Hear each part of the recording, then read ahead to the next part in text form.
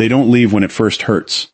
They leave when something inside them finally goes silent, and you never hear that silence coming, because while you think everything is fine, something deep in them is already collapsing. But here's the truth. Empaths don't break loudly. They detach quietly. They stay long after the respect is gone. They stay long after the connection feels one-sided. They stay even when their intuition is screaming that something isn't right. And that's where the illusion begins. You start believing they'll always be there. You confuse their patience for weakness. You mistake their understanding for tolerance. And without realizing it, you begin to cross lines you don't even see. Lines they never announced. Lines they never defended out loud. Because most people don't see this. Empaths don't react to protect themselves. They absorb to understand. They analyze your tone, your silence, your inconsistencies. They replay your words, searching for meaning beneath what was said. And while you move on casually, they are slowly rewriting the story of who you are. But here's where it gets dangerous. They rarely confront you when it matters most. Not because they're okay, but because a part of them is still hoping you'll become aware on your own. That you'll notice. That you'll stop. That you'll choose them without being asked. And when you don't, something shifts, not dramatically, not visibly, but permanently. Because the moment an empath realizes they have to explain basic respect, something inside them disconnects. And you won't notice it right away. They'll still smile, still reply, still show up, but the emotional investment is already withdrawing, and this is where most people get it wrong. They think the breaking point is an argument, a betrayal, a moment of conflict. But no, the real breaking point is much quieter. It's the moment they feel unseen, unfelt, unvalued, and something inside them whispers, "This is not where you belong." But here's the contradiction. They won't leave immediately, because their identity is tied to staying, to fixing, to understanding what others refuse to understand. They carry emotional responsibility that was never theirs. And deep down they believe love should endure discomfort, even when that discomfort is slowly destroying them. And this is where it becomes psychological, because every time you dismiss them, they question themselves. Every time you ignore their emotional cues, they go deeper into self-analysis. Am I too sensitive? Am I overthinking?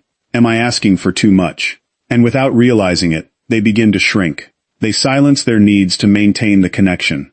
They suppress their instincts to avoid conflict. They betray themselves to keep you. But here's the truth. No one tells you. Every act of self-betrayal leaves a mark. And those marks don't disappear. They accumulate quietly, patiently, until one day, the weight becomes unbearable. And that's when the shift happens. Not emotional, not explosive, but absolute. Because once an empath reaches that internal threshold, there is no discussion, no warning, no second chance. They don't fight. They don't beg. They don't explain. They simply detach. And this is where it gets uncomfortable. Because by the time they leave, they've already processed the loss. They've already grieved you while still being with you. They've already accepted what you couldn't give. And they've already let go before you even realized there was something to lose. And when they finally walk away, it feels sudden to you. But to them it was inevitable. Because you didn't lose them in one moment. You lost them in 1,000 small ones you thought didn't matter. The ignored messages, the half-hearted responses, the subtle disrespect disguised as jokes, the emotional absence when they needed presence the most. But here's the truth. Empaths don't leave because they stop loving you. They leave because they finally start choosing themselves. And that shift is irreversible, because once they see the pattern, they can't unsee it. Once they feel the imbalance, they can't ignore it. Once they recognize their own worth, they can't negotiate it. And this is where your mind starts to panic, because suddenly they're not reacting the same way. They're not chasing, not explaining, not trying to fix what's broken. And it confuses you because the version of them you knew would have stayed, would have fought. Would you like to do something? Have tried harder, but this version is different. This version is silent, and that silence is not weakness. It's closure. But here's where it gets deeper, because their silence forces you to face something uncomfortable. Your own behavior, your own patterns, your own emotional negligence. And most people can't handle that. So they create narratives. They change that they became cold. They gave up too easily. But the reality is much harsher. They didn't change. They stopped tolerating what they once normalized. And that feels like loss. 'Cause it is. You didn't just lose a person. You lost someone who saw you beyond what you showed the world. Someone who understood you, even when you didn't understand yourself.